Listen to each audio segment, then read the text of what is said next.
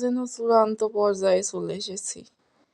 সবসময় কোনো না কোনো চিন্তা, কোনো না কোনো ভাবনা লেগেই থাকে। সবসময় চেষ্টা কিছু করার, কিন্তু কিছুতেই যেন কিছু হয় না। জীবনটা হয়ে গেছে যেন লস প্রজেক্ট। যেখানেই যাই করতে যাই সেখানেই লস। সব কিছুতেই যেন সমস্যা।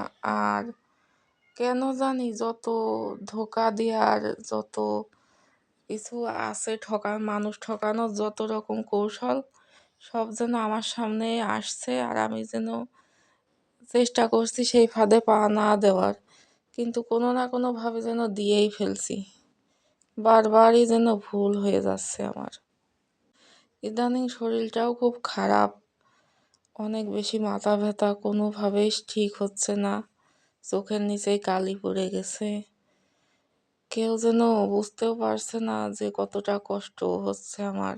সবাই ভুল বুঝছে যে আমি ইচ্ছা করে হয়তো এমন শুয়ে থাকছি বা কোনো কাজ করছি না, এমন চিন্তা ভাবনা সবাই করছে, আলোচনাও করছে, বুঝতে পারছি। কিন্তু কিছুই করার নেই, আমার পরিস্থিতি এখন এমনই। তারপরেও একটা জিনিস, কারোর কাছে তো আর কিছু চাইতে যাচ্ছি না, কারোর কাছে তো কোনোভাবে সাহায্য করো এটাও বলছি না, কিন্তু সবাই দেখছি অতিরিক্ত বেশি চিন্তা করে ফেলছে আমাকে নিয়ে। এখন আমি কারণে অকারণে বিনা কারণে আকাশের দিকে তাকিয়ে থাকতে ভাল লাগে আমার।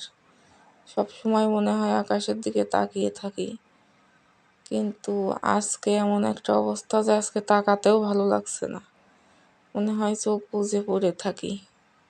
তারপরেও কিছু করার নেই, এসবের ভিতরে সব কিছু করে যেতে হয়, নিজেকে চেষ্টা করতে হয়, নিজের কাজটুকু করা, নিজের চলাচলটা যাতে করতে পারি সেই চেষ্টা করা।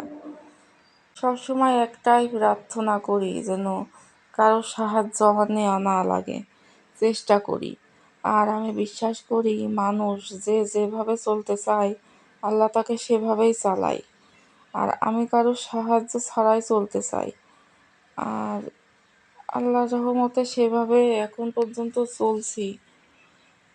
আমার খুব কাছের মানুষ ছাড়া কারো সাহায্য আমার নেওয়া লাগছে না, এটা আল্লাহর অনেক বড় রহমত।